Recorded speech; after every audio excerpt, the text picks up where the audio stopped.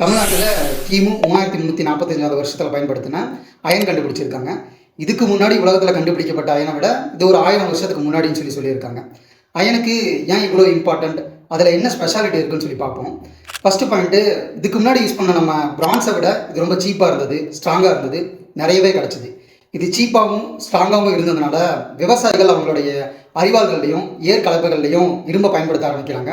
Food production increase ஆகுது, மக்கள் தொகையும் அதிகமாகுது. அரசர்கள் அவங்களுடைய போர்வாள்களையும் கேடயத்திலையும் இரும்பை பயன்படுத்த ஆரம்பிக்கிறாங்க. படையெடுப்புகள் அதிகமாகுது. இதுக்கு முன்னாடி நடந்ததை விட கல்ச்சுரல் எக்ஸ்சேஞ்ச் ரொம்பவே வேகமாக நடக்க ஆரம்பிக்குது. இது மட்டும் இல்லாமல் அயனை பேஸ் பண்ணி நிறைய சிட்டிஸ், பில்டிங்ஸ் எல்லாம் உருவாக்க ஆரம்பிக்குது. கட்டடக்கலை அடுத்த லெவலுக்கு போகுது. அயன் ரிலேட்டடாக நிறைய பொருட்கள் தயாரிக்க ஆரம்பிக்கிறாங்க. ட்ரேடும் இன்க்ரீஸ் ஆகுது. இப்படி மனிதனோட வாழ்வியலில் சின்ன சின்ன இடத்துலையும் ரொம்ப பெரிய சேஞ்சஸை அயன் கொண்டு வந்திருக்கு. சிம்பிளாக சொல்லணும் அப்படின்னா, அயன் வரலாற்றில் ஏதோ ஒரு பகுதி மட்டும் கிடையாது, இது மனித குலத்தையே சேஞ்ச் பண்ண ஒரு மிகப்பெரிய டேர்னிங் பாயிண்ட்.